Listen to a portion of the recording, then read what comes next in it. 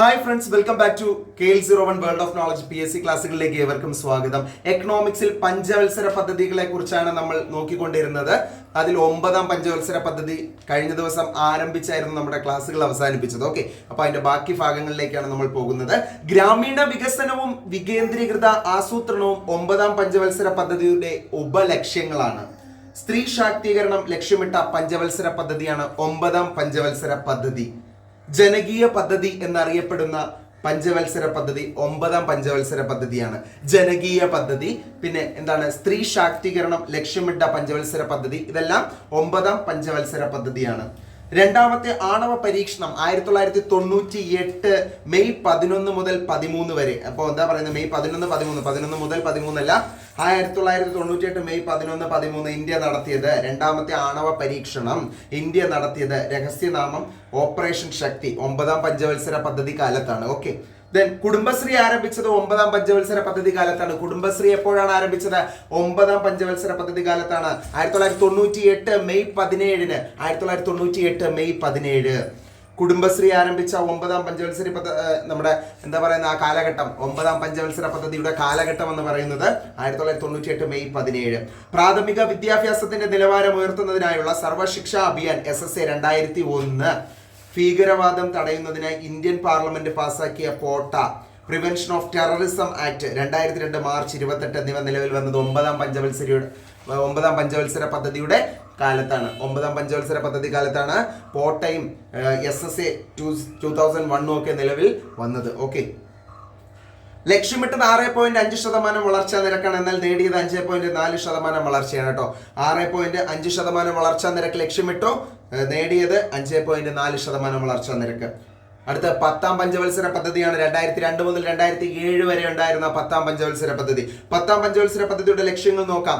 വിദ്യാഭ്യാസം, തൊഴിൽ, വേതനം എന്നിവയിലെ ലിംഗവിവേചനം കുറയ്ക്കുക, മാതൃ ശിശുമരണ നിരക്ക് കുറയ്ക്കുക, സാക്ഷരതാ നിലവാരം ഉയർത്തുക, ശുദ്ധമായ കുടിവെള്ളം ലഭ്യമാക്കുക, ജലസ്രോതസ്സുകൾ നവീകരിക്കുക. ഓരോ വർഷത്തിലും 8% GDP വളർച്ചാ നിരക്ക്, ഓരോ വർഷത്തിലും 8% GDP വളർച്ചാ നിരക്ക് കൈവരിക്കുക, ഉയർന്ന നിലവാരത്തിലുള്ള തൊഴിലവസരങ്ങൾ സൃഷ്ടിക്കുക എന്ന ലക്ഷ്യത്തോടെ നടപ്പിലാക്കിയ പദ്ധതിയാണ് 10ാം പഞ്ചവത്സര പദ്ധതി. ഇപ്പോൾ 10ാം പഞ്ചവത്സര പദ്ധതി അതിന്റെ പ്രധാനപ്പെട്ട ലക്ഷ്യങ്ങൾ ഇവയൊക്കെ ആയിരുന്നു. എന്തൊക്കെയാ?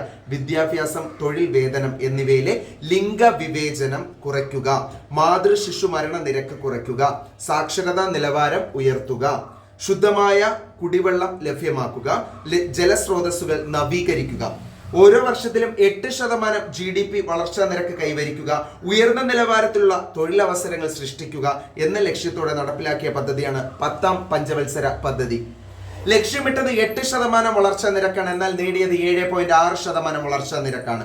കേരള മോഡൽ വികസന പദ്ധതി നടപ്പിലാക്കപ്പെട്ടത് ഏത് പഞ്ചവത്സര പദ്ധതി കാലത്താണ്? 10ാം പഞ്ചവത്സര പദ്ധതി കാലത്താണ് കേരള മോഡൽ വികസന പദ്ധതി നടപ്പിലാക്കപ്പെട്ടത്.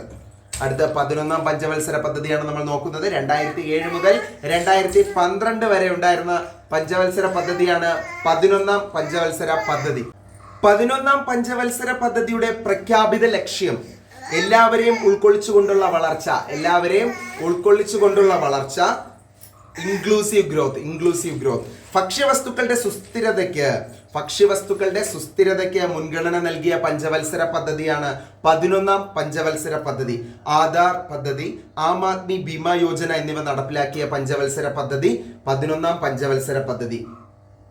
8% വളർച്ചാ നിരക്ക് കൈവരിക്കാൻ ഈ പദ്ധതിക്ക് സാധിച്ചു. ലക്ഷ്യം 9%. 8% വളർച്ചാ നിരക്ക് ഈ പദ്ധതി കൈവരിച്ചു. ലക്ഷ്യം വെച്ചത് 9% 12ാം പഞ്ചവത്സര പദ്ധതി 2012 മുതൽ 2017 വരെ ഉണ്ടായിരുന്ന പഞ്ചവത്സര പദ്ധതി. 12ാം പഞ്ചവത്സര പദ്ധതിയുടെ ലക്ഷ്യങ്ങൾ സുസ്ഥിര വികസനം അല്ലെങ്കിൽ സസ്റ്റൈനബിൾ ഡെവലപ്മെന്റ്, ത്വരിതഗതിയിലുള്ള വളർച്ച, ഫാസ്റ്റർ ഗ്രോത്ത്, എല്ലാവരെയും ഉൾക്കൊള്ളിക്കുന്ന വളർച്ച, ഇൻക്ലൂസീവ് ഗ്രോത്ത്. 12ാം പഞ്ചവത്സര പദ്ധതിയുടെ കരണ്ട് രേഖയിൽ 9% വളർച്ചാ നിരക്കാണ് ലക്ഷ്യമിട്ടിരുന്നത്. കരണ്ട് രേഖയിൽ 9% വളർച്ചാ നിരക്കാണ് ലക്ഷ്യമിട്ടിരുന്നത്. എന്നാൽ 2012 ഡിസംബറിൽ ചേർന്ന ദേശീയ വികസന സമിതിയുടെ യോഗം 8% കുറച്ചു. 2012 ആരംഭിച്ച് 2017 അവസാനിപ്പിച്ച 12ാം പഞ്ചവത്സര പദ്ധതിയുടെ പ്രധാന ലക്ഷ്യം സുസ്ഥിര വികസനമായിരുന്നു. ഓക്കെ, തൽക്കാലം ഇത്രയും കാര്യങ്ങൾ നോക്കി നമ്മൾ ഇന്നത്തെ ക്ലാസ്സുകൾ അവസാനിപ്പിക്കുകയാണ്. നാളെ ഇതിന്റെ തുടർന്ന് ഭാഗമായിട്ട് കാണുന്നവരേക്കും signing off KL01 world of knowledge. By.